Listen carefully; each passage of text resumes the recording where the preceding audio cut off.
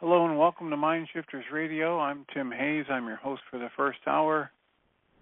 And today is Thursday, December 16th, 2021.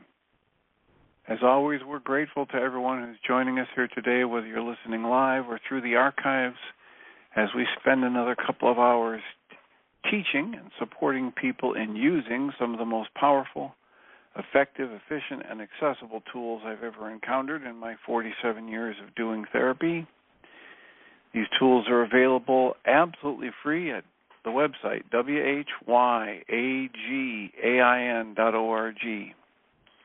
If you go to that website and click on the Start Here link in the upper left-hand corner, it'll take you to a page where you can download and read Chapter 24 of Dr. Michael Rice's book.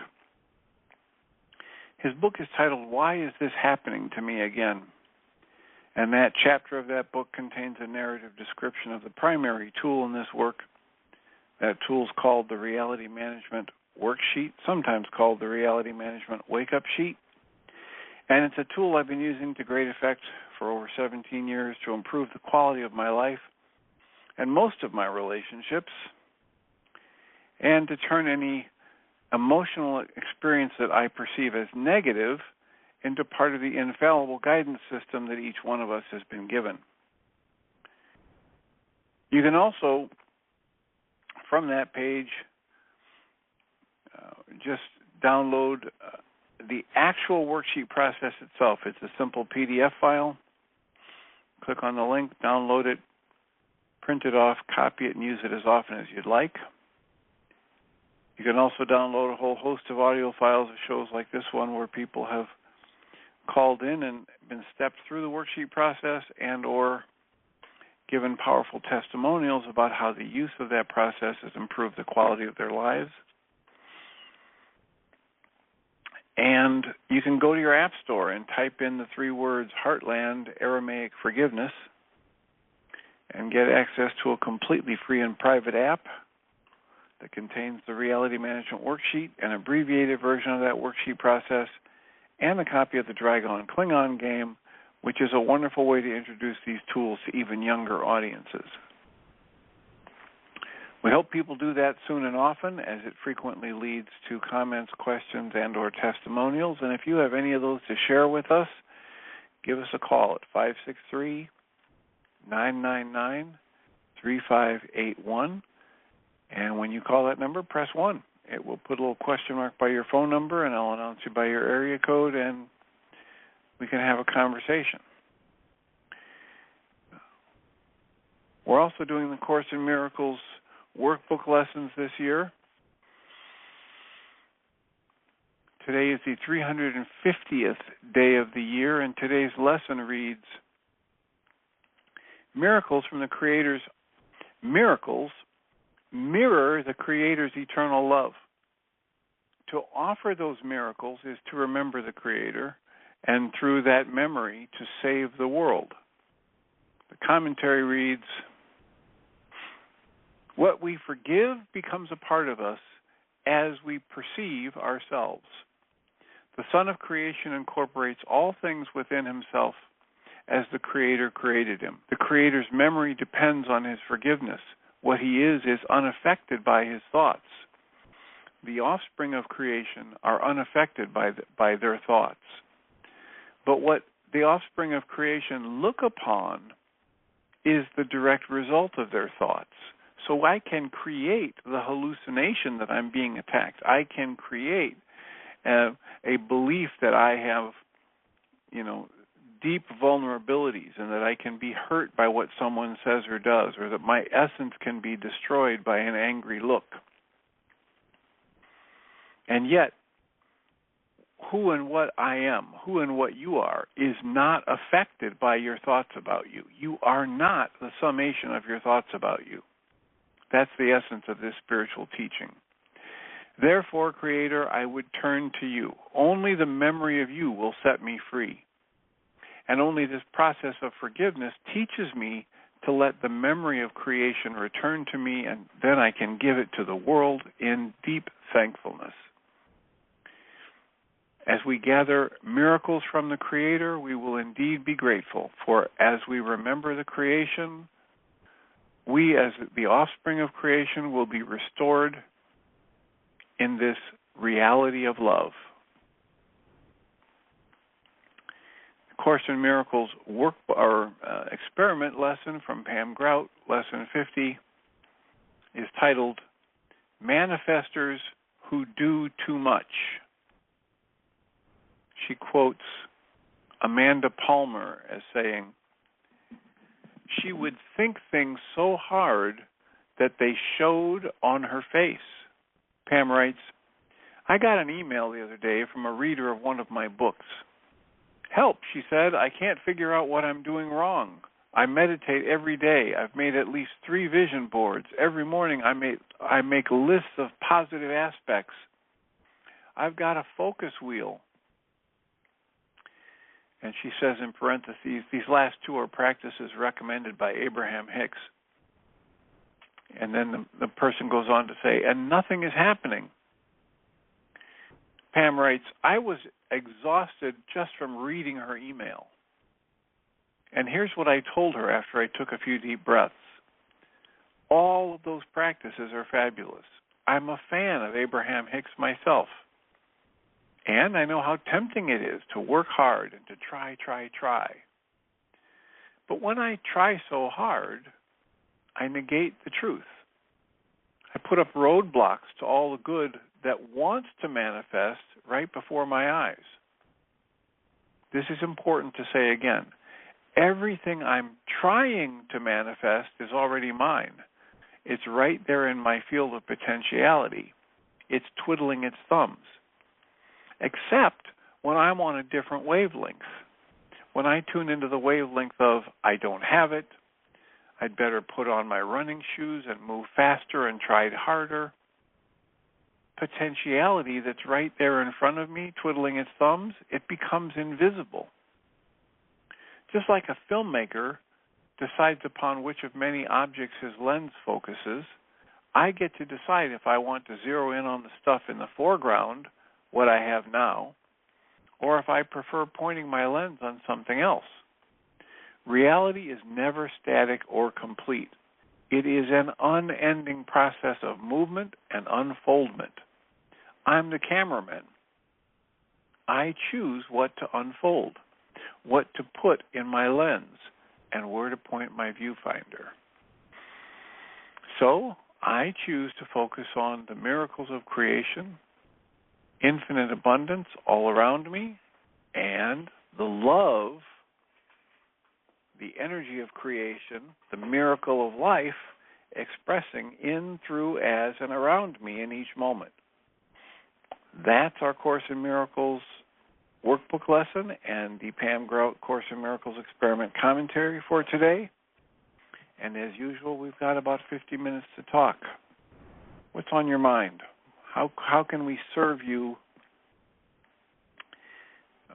with conversation, with discussion, with topics? 563-999-3581. Call that number and press 1. We can have a conversation. I was spending some time today with the book.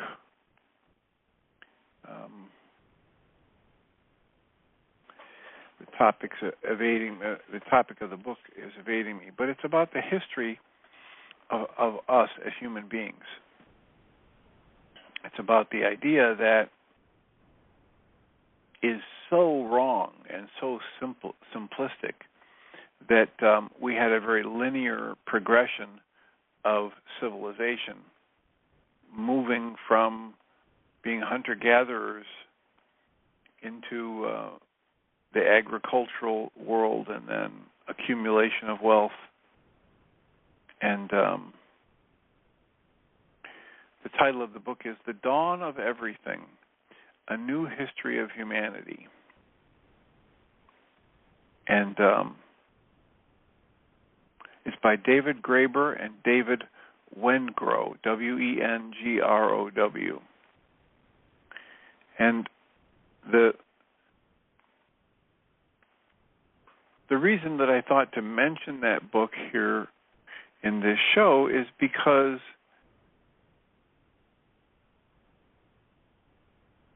the trap that we have as human beings is that we think we know. And we think we know, it was pointed out in this lesson today and in the Course in Miracles experiment lesson, Pam Grout says, look, reality is not fixed.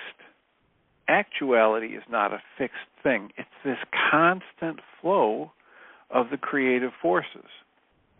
So how could we possibly know this, that, or the other thing? And, and the more we think we know something and then we relate to it as though it's a fixed thing, the more frustration, pain, fear, sadness, all those other negative emotions that we create in our lives show up for us. Well, so here's a book about humanity, the history of humanity, our civilization, the idea of governments and finances and how it evolved, and thoughts about, these people that study these things.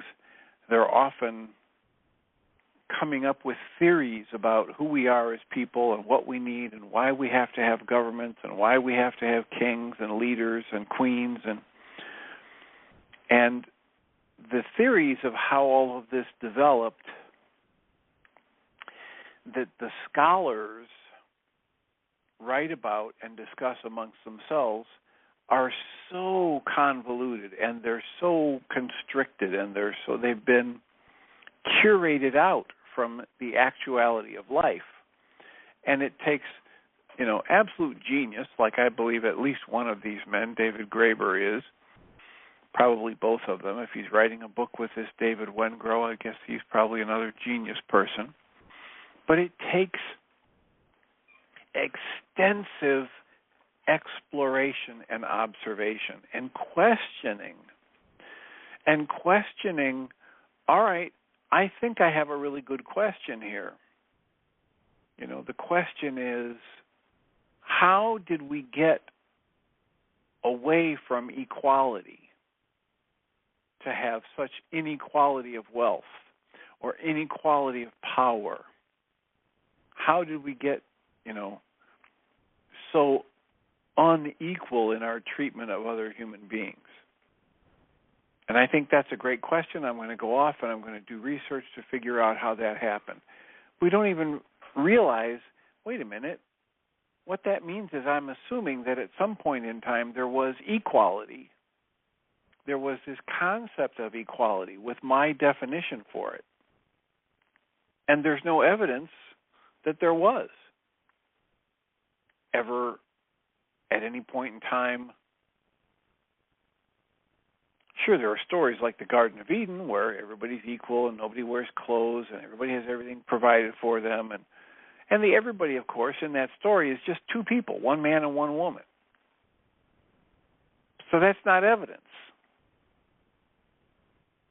And so these people decided to take a look at the history of humanity as it's been portrayed in these books and theories and books of economics and books of philosophy and books of history, and do the research to find out, is it true? Where did those books come from? Where did the opinions, ideas in those books come from?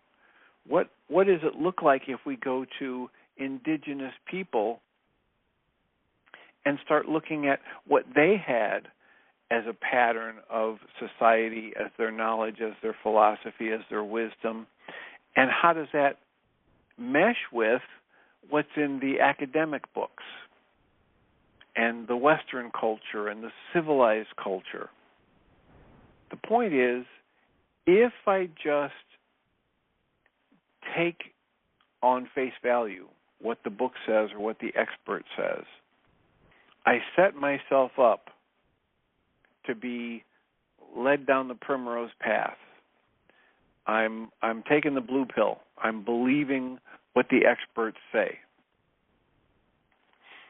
And in this work, we are inviting people, everybody, whether it's on the internet show or the Mind Shifter support groups. There's another support group tonight from 6:30 to 9 p.m. Central. We're inviting people to question everything and to question it for yourself, not to take your questions to a guru or a teacher or a master, but to develop the connection within yourself to the source that can teach you endlessly. That still small voice, the great comforter, the light, the Holy Spirit, God, whatever you want to call it. Every human being has the potential to get access to that creativity, to that insight, to that intuition, to that collective unconscious, to the Akashic records, whatever you want to call it. And the core of this work is a set of tools that can help anybody who picks them up and starts applying them in their life get the garbage out of the way so they can have direct contact with that part of their own consciousness that can tap into the one mind, the Christ mind, the God mind, whatever you want to call it, to get what Guy Finley says. God didn't just put you in, the Creator didn't just put you in a world where if you work hard enough and you hike to some Himalayan cave and you find some guru, you can get answers. Guy Finley says, the Creator put you in a world where your instant, constant connection to that source that can guide you will never abandon you if you just ask to be taught, ask to be shown. And so whenever I know what I know, and I feel so solid because I know what I know, chances are pretty good I'm clueless. If I know what I know and I feel very solid with what I know and there's any kind of negative emotion active in my system, it's definite that I'm clueless, that I'm wrong, that I'm in error, that my thoughts are in error, that I'm running from a mechanical level of mind that's been programmed through the generations that will do nothing but perpetuate its thought process. And in that mechanism, generate more and more conflict, competition, and negative emotions. And if I want to have any kind of liberty, if I want to tap into the creative flow, if I want to get access to insight, intuition, and creativity, I've got to be willing to question everything I think I know. So, when I think I know that we started as tribes of wild people, all hunter-gatherers, and then eventually somebody discovered how to till the soil and raise a crop, and that went right from there to people. Now they can sell their crop because they have extra and they can accumulate wealth, and that all of the trade in the world was about wealth and power and prestige. If I think I know that, I'm way off the mark. And if I'm willing to question it, if I'm willing to approach any other system as though, well, it's a system, it exists. I wonder what the good sides of it are. I wonder what the upsides of it are. I wonder what the not-so-good sides of it are. Whether it was the Wyandot Indians or it was another Native American tribe or it was an indigenous Australian culture. And if I assume, well, they're just savages or they're not sophisticated or they're not the Western European and they don't know about God, and if I assume that because of those things, whatever they have as a system has less or no value, I'm cutting off my nose to spite my face. Because the history of humanity, the history of what we're calling civilization, has so many more twists and turns in it and gems to be discovered than you'll find when you read the history books or when you read the so-called history books and the philosophy books and the sociology books and the archaeological books, because there are just people writing them. There are people who, for so many of those authors, they're looking for a level of prestige within their community. And oddly enough, basically the exact opposite of what academics is supposed to be, people write books about subjects that sound a lot like all the other books about that subject so that they can be accepted. So once one book comes out and it's widely accepted and very popular, other people start writing about the fundamentals in that book as though they were the absolute truth, when in fact it's just opinion. One of those that's so widespread is Elizabeth Kubler-Ross, and she wrote about, the stages of death and loss and grieving. And when she wrote that book, it was a set of ideas she had. She never said, this is hard, factual, researched data. And yet it was so popular, it got to be so well accepted that many other books are written about the stages of death and loss and the stages of grief, and people talk about how they need to go through the 5 or 7 stages depending upon what book you read, and it was never demonstrated. As a matter of fact, research that's been done since then indicates there isn't a pat answer, that people have a tremendous amount of variation in how they respond to death and loss and grief. And it's quite counterproductive, sometimes even detrimental, to try and force somebody to think about going through the stages of death and loss and grief the way Elizabeth Kubler-Ross first conceptualized it. So whatever it is you think you know, whether it's about psychology or religion or spirituality, or the invitation in this work is to question it all and to use your own internal guidance system. What does that look like? It looks like your emotions. One of my favorite ways to hear it was in the book Jesus, My Autobiography, where it says your emotional energy system is your guidance system.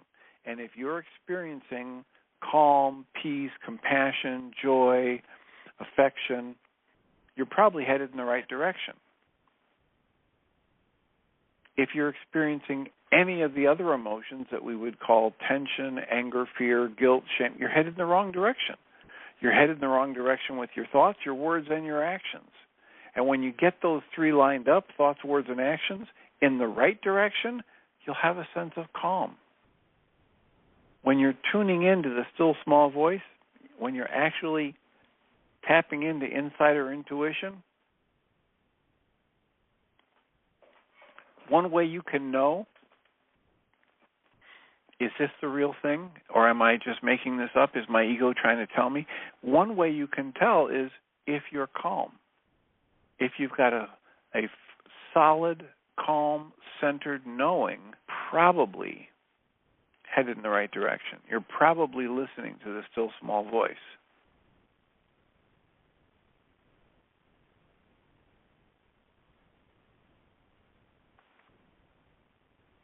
So,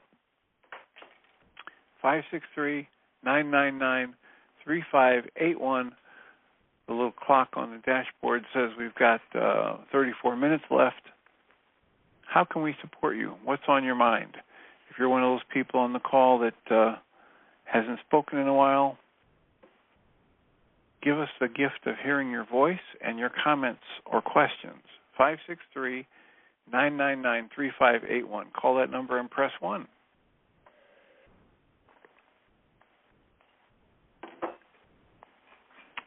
Again, I would request your loving thoughts and intentions and prayers and healing energies, whatever you want to send to Michael and Jeannie, because they are dealing with illness, coronavirus, and other stuff. And as most of us are, we can use all the loving support we can get. So I know they cut their show short yesterday because the people weren't raising their hand, and rest and relaxation are the order of the day. I know sometimes people are, I remember, especially when I lived, it was my second job after college. I lived out in Northern California, and the idea was never take a day off. Always go into work even if you're sick. Put your nose to the grindstone. And that was a very high standard. That was thought to be the best possible thing to do. And it didn't make a whole lot of sense to me, because people would show up at work sick, and then pretty soon all kinds of other people would get sick, and then we'd be short-staffed, and then we'd have people who were working when they're sick, and they'd stay sick longer. And I learned later in life that it isn't a badge of courage. It isn't necessarily a noble thing to show up to work when you're sick, because you're violating one of the most productive key lessons I've learned in the past 47 years of doing this kind of work, and that is to be gentle with yourself, to learn to listen to your body. And if your body is fatigued and achy, it's sending you signals, and those signals are not telling you, put your nose to the grindstone. So here's hoping that more and more people at least start questioning, what kind of results do I get when I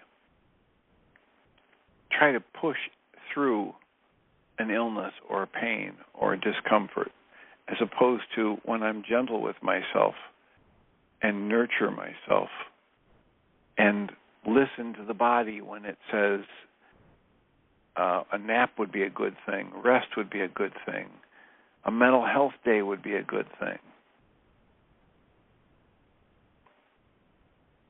I had a 32-year-old who has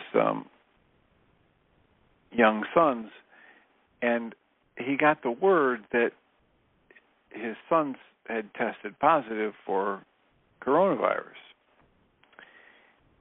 And his wife said, so this means we've got to lock everything down for, 2 weeks. And the guy flew into a rage. He didn't want to be told what to do. He didn't want to have to stay home. He didn't want to not be able to show up at work. And it was quite a bit of back and forth on the video call therapy session to help him look at the options from a more neutral or positive lens. And then a week later, we had a video call earlier this week, and he's in a completely different space. He saw the benefit in slowing down. He saw the benefit in taking time out of the breakneck pace he had going at work.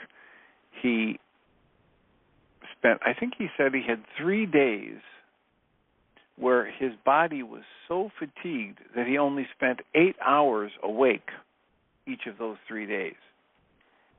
Mentally and emotionally, he was in a much better space because he was going with what was actual rather than fighting against it for some idealized standard that says you're not supposed to miss work and you're supposed to be highly productive at all times. And so if you're one of those people who pushes and grinds and puts your nose to the grindstone, the invitation in this work is question what kind of results you get. See if you can expand your horizons enough to take time off to be gentle with yourself, and notice what happens when you do.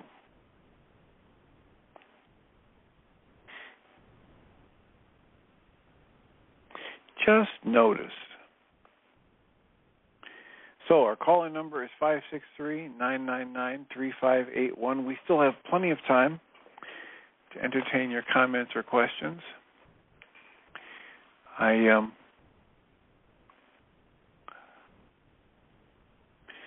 got a whole packet of notes that I usually write to myself for different things to talk about when no one has a hand up on the show. The core of the work is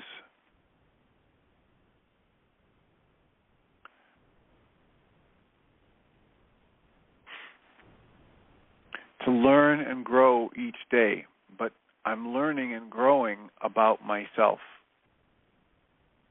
I'm learning how to look at things in a different way. Instead of buying into what I've been taught, I'm learning to question things. Things like when Rumi said, all pain becomes medicine in the presence of love. How could that be? Well, like if Michael Rice says, pain is there to help grow my ears, to get me to slow down and pay attention, to understand that everything that exists in my energy system is there for a reason. Even these negative emotions I have, they're there, and the best use of them is to help me wake up to how I might be off the mark with my thoughts.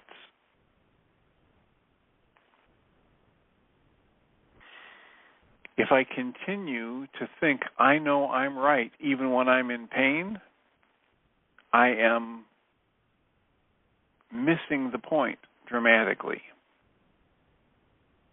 And I'm wasting good information. I'm wasting the creator-given feedback system that's there to guide me.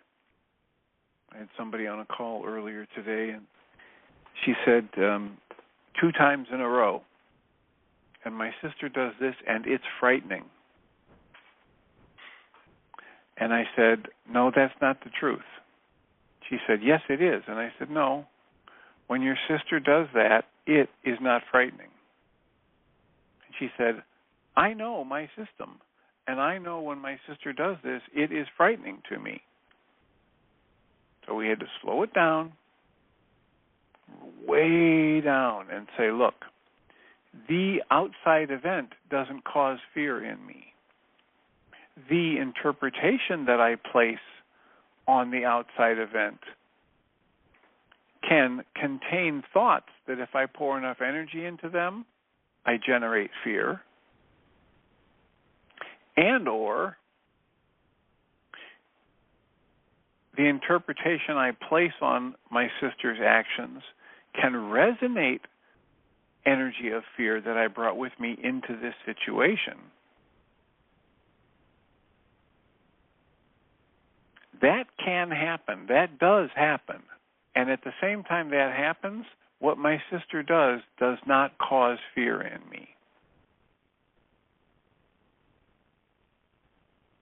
And, bless this person's heart, she was willing to stick with it enough that by the time we were done, we actually stepped through a worksheet process, and she was able to discern from that worksheet process that the energy of fear that she was experiencing was really there to cover up sadness, and it was sadness that was connected to events in her life when she was 7 years old.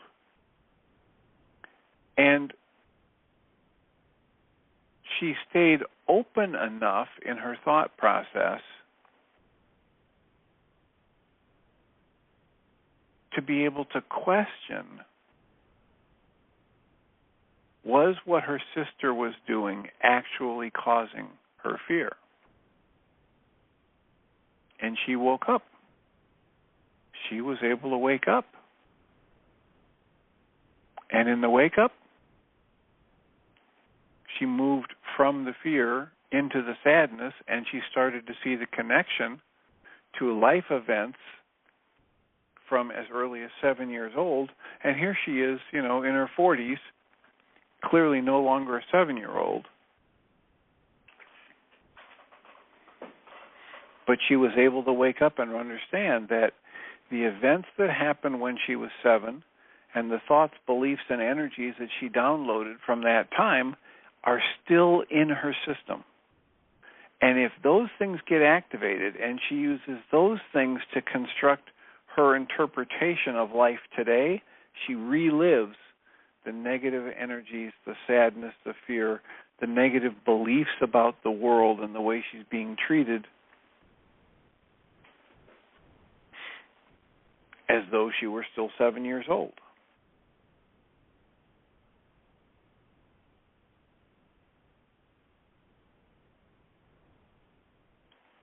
That reminds me, I have somebody coming in later today, and she is, the last time she was here, we were talking about the 3 early memories of conflict, and we gave her that worksheet, which is available on the website at whyagain.org, and we had her start filling it out, and she had 3 different events that came to mind. One was from 9 years old, and one was from 13, and one was from 14. And so we framed that out, and we sent her off to do that work, and it'll be interesting to find out what she's discovered about patterns that she's downloaded in her life, quite a bit earlier in her life, that every time they get activated today, they run her life. And she can be in her 50s, but responding the way she did when she was 9 years old.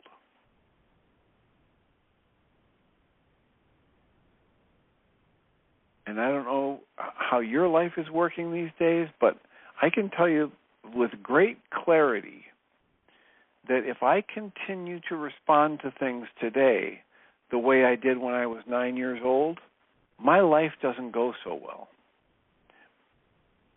I end up blaming others. I end up procrastinating. I end up unhappy with my relationships.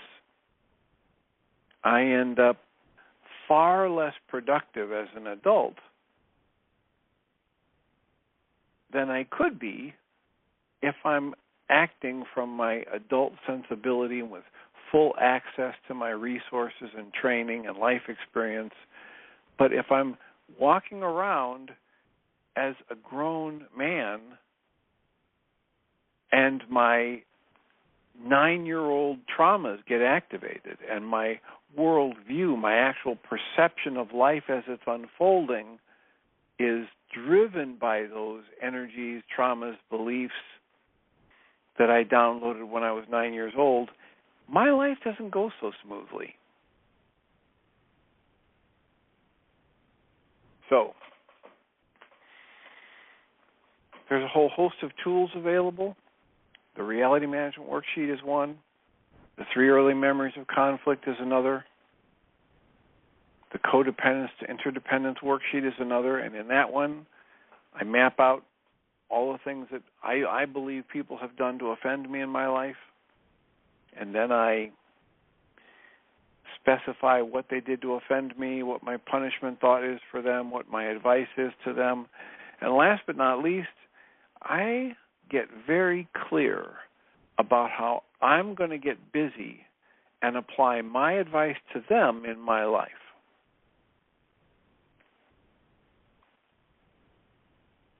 Another tool that's available on the whyagain.org website is the Mind Shifter Targeted Journaling Tool. This has me identify a thought or a pattern of thoughts about which I might have some negative content in my unconscious emotions and thought process.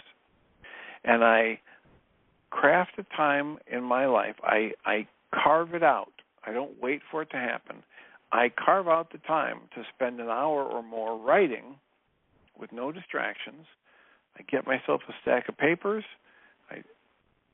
I write my my targeted statement, my mind shifter on the left side of the page. I draw a line vertically down the page to separate that from the other side of the page, and then I just start free associating to that target statement. And I let myself write until I run dry, and then I rewrite the target statement, and I let myself write until I run dry, whether it's 5 words or 5 lines or 5 pages of writing. And when I run dry, I rewrite the target statement. And it's like striking a tuning fork and holding it to my unconscious. I'm adding energy to the part of my mind that I'm not consciously aware of. And as I add energy to that, it will eventually spill out on the page. And when I go back and review what I've written, I'm often amazed at the insights, the connections. Many times I'm writing about things that I've been aware of consciously for a long time, but I've never seen how it might relate to an emotional issue or a relationship issue in my life.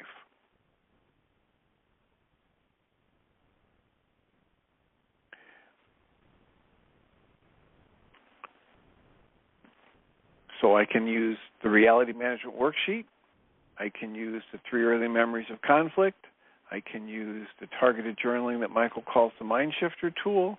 I can use the codependence to interdependence worksheet to figure out what's the very best advice I have for everybody else in my life, and then make the commitment to start applying that advice in my own life. I can use the mind goal management worksheet, which helps me actively manage the stress in my mind and have a much more rewarding and highly productive day in and day out, because I'm using the device that Michael would call it the 9-bit mind, that conscious logical mind. I'm using it to manage my stress rather than to continually create stress that never gets resolved. And I know I've said this before, it strikes me, I recently had somebody else pick up that tool, and when they use it, they come back and they say, it's amazing. I only set 3 goals for myself each of the days this week, but I end up getting so much more done than when I don't use that tool, or when I just make a to-do list and it's got 30 items on it or 35 items on it. And the reasons, boy, they're complex and they're deep and they're real. And if you want more of an explanation of those, you can get Michael's lecture, Getting the Stress You Need. It's a 2-hour lecture available on the website where he talks in detail about how every time we set a goal, it stays running in our mind until it is either achieved or consciously canceled. And you might think, wow, that's a real pain in the butt. That's a real problem.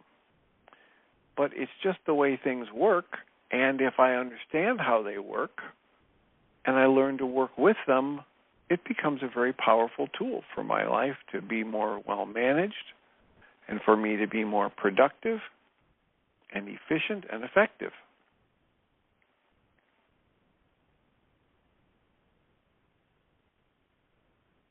There's also a tool we've spoken about a few times recently. It's called the Responsibility Communication Tool. And it's a tool I can use to get very clear about how I'm creating any negative emotions I'm experiencing, and how clearly my mind is trying to get me to believe someone or something outside of me is responsible for those emotions. And when I do that, I have options. I have better application targets for the tools that are available. So I can clear up the misperceptions in my mind, and I can effectively communicate to the people around me that here's what's going on for me, and I understand I'm creating that. Here's what I think happened between us and in the world around me, and here's the emotional impact that I generated from that. So, a host of tools that are available free. The worksheets and how to download them and the instructions for using them are available free. But you could also go to the store and order the DVDs of Michael's various lectures, whether it's Getting the Stress You Need, Laws of Living, Codependence to Interdependence, Healing Through Relationships, Why Is This Happening to Me Again, Empowered to Heal, etc. These were the core of what we built the Mind Shifter support groups on, and watched them over and over and over again the first 7 or 8 years of the support group. Area code 828, you're in the air. Who do we have? Hi, this is Magda. How are you? Well, I am fine and delighted to hear your voice. How are you? I haven't heard from you in a while. Yeah, I've been hanging around and listening, but I have something to add today that might be helpful for other folks, and that is about the Mind Goal Management worksheet, which you were just talking about a little while ago. And one thing that I have found that it's really helped me with is not only being more organized, getting more done, feeling more satisfied, but also that I'm more relaxed, I'm more peaceful. And I just thought about that for a minute, and I think the reason is because instead of having that long to-do list registered in my mind as my goal, I can put that off into its own category. Those are mights and maybes and want-tos and things like that. But they don't go on my goal sheet until I'm actually ready to work on them. And then, of course, I have the option of canceling sometimes through the day or at the end of the day, or postponing and so forth. But that just clears my energy so much to realize I just need to focus on these 3 or these 4, rather than have my mind jumping around from there to there. And, I've got to remember that. I'm afraid I'm going to forget that one. So anyway, I just wanted to add relaxation and peacefulness is a great result of using the Mind Goal Management procedure. Yeah, that's a really good point. I as I said, there's just so many layers to it that if you wanted to understand it more in detail, you can listen to Dr. Rice's lecture on it. But that's a good point, that if I keep myself focused on these few goals, it's, as you're using the word relaxing, it's a more peaceful day, and it's more manageable. Much more manageable. But there's a bunch of dynamics, including the idea that every time I set a goal, it continues to run in my mind until it's either accomplished or consciously canceled. And wake up and realize that, and realize we're not taught that. It's amazing. It's no wonder we're running around, burned out, frustrated, because we're trying to do things at a conscious logical level that are literally in competition with what our unconscious is trying to monitor and get done without our awareness. So we've got all kinds of Indeed. resources tied up in unconscious goals we don't even know are running, and it drains our energy. Absolutely. It does. And I realize, too, that if I'm not clear about, and I love what you just added about consciously clearing. I don't know that I've ever thought about it that way. I just cancel my goals, but it's a conscious cancellation, which is putting my will into action, not willpower, but will, and being very active with all of those goals. And the other thing I have noticed is that I sleep much better, because if I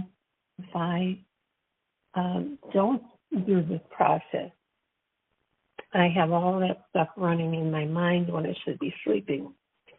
And very often I will wake up thinking, oh my gosh, I forgot to do this. Or, oh my gosh, I forgot to even put it on my list. So my mind is way too busy trying to keep track of everything.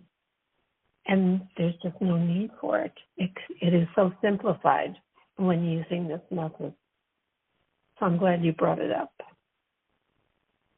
Yeah, it's one of the worksheets that when we present the video and present the tool, it's one of them that people most often say, oh my gosh, this is so complicated and I can't follow it. And at the same time, when they get it cleared up and they take it and use it, it's one of the more direct positive results that we hear them talk about with the worksheet processes. Yeah, that's for sure. I actually simplified it down for myself, and I wasn't sure it was going to work as well, but having had experience with the longer version in the worksheet, I thought, well, I was one of those people who was looking at it like, oh, another task I have to do. I have to sit down and figure out what I'm going to do and write it and all of that. So the way I simplified it was to get those chunky little notebooks with a page in spirals. And every day I write my goals on the left side. And very simply, I do the imagining of how I'm going to feel when it's done and all of that. But what I write down is the actual goal itself. And it might be just 3 or 4. And then as I move through the day, I choose, prioritize whatever goal it is that I'm going to work on at this moment. And when I have completed that goal, I then go to the right side of the page and I send an arrow from the goal itself to the right side of the page, and I write successful. And that really has made it pretty slick and fast and comprehensible and doable for me. However, for anyone who's new to the whole process, I think it is good to go through the worksheet and really become familiar with that. Well, first. When I was first introduced to it, it was from a friend who had been,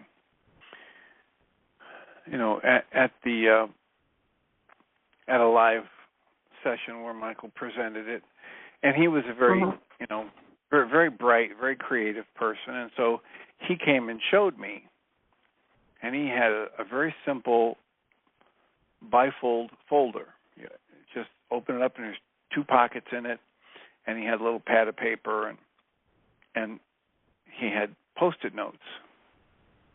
And so he would take his Post-it notes of his intentions and have them on the left side of when he would open up the folder, on the left side would be these Post-it notes of thoughts, intentions, plans, etc. And when he wanted to start his day, he would open up the book, and there would be these Post-it notes of possibilities, and if he moved them from the left over to the right, they became a goal. And then he could make a note about when he wanted to get it done by, and et cetera. And at the middle of the day, if he was past the point where one of those goals was supposed to be accomplished, he would either take it and mark it as done, or take it and mark it as not done and crumple it up and throw it away, or take it and mark it as not done and move it back over to the plans and intentions side. And before he went to bed, he'd review. He would either cancel the goal altogether or move it back over to plans and intentions.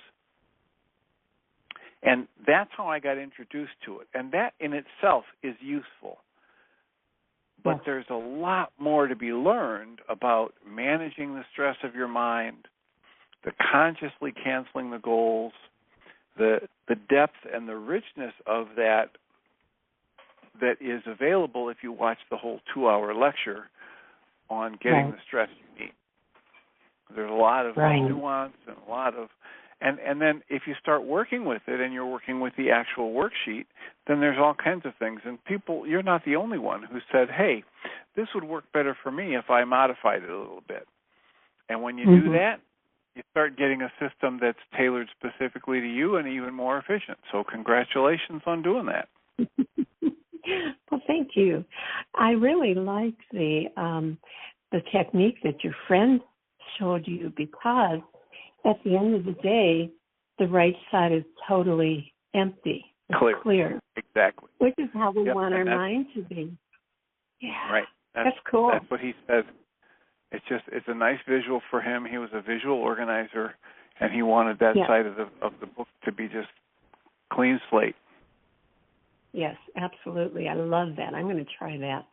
And the other thing is, with that method, you have all of your desires on the other side, the mights and the maybes and the intentions, so that it's easy to see, okay, I'm not going to forget this because it's right here on a Post-it note. So I think that must relieve one's mind even a little more than having a separate sheet, which is what I do now, for my intentions. But having it all together like that, I like it. Okay. Thank you. All right. Well, thank you for the call. I realize that we're out of time, so I will mute you so you can listen to the transition. I will remind us all that we come from love. We're made of the stuff we call love. We actually are love, and everything else is false. And I will welcome Jeannie Rice and turn on her microphone.